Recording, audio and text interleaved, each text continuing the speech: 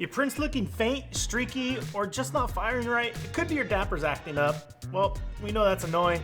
Good news is we'll be swapping them out quick, and we're walking through step by step so you can get back to making money.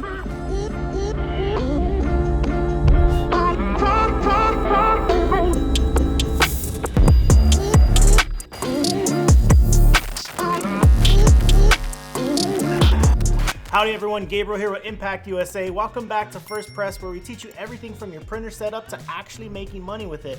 Today's a fairly quick one, how to change your dampers. These little guys sit between your ink lines and your print heads, filtering and stabilizing flow, so when they clog or fail, your prints suffer and so do your business.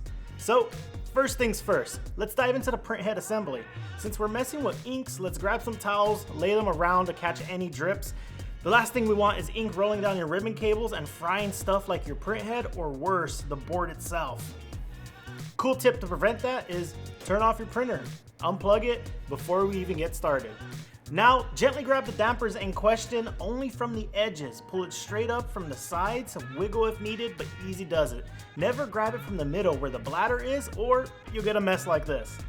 Next, clamp down on the ink lines to stop the flow. Fadar printers have this built-in line clamp. We love that benefit. And you just snap it shut. If yours doesn't, grab anything to clamp the ink lines so it doesn't pour out. Before we cut the old one, let's check the new damper's direction. The front is on the side where the prong on the top is closest to. The prong always faces forward. Flip it and it won't seat right into the holder. Okay, now let's cut the line on the old damper. Nice, slow, clean cut. Cup a towel under it to catch any residual ink, unlike us.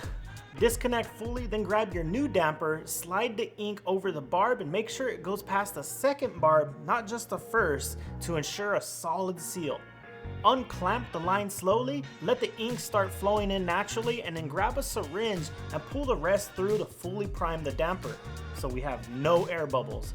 Reseat it back into the holder, making sure it's level, it clicks in flush, and everything is seated properly. Now, you're good to go. Power up, run a quick nozzle check, and watch those prints come back to life. If this has saved you a headache or even a print head, smash that like button, drop a comment if you've had damper issues before, and subscribe for more free fixes. This helps us push this content to more printers out there hustling. And with that, I'm Gabriel, ImpactUSA. Keep it precise and press on. Peace.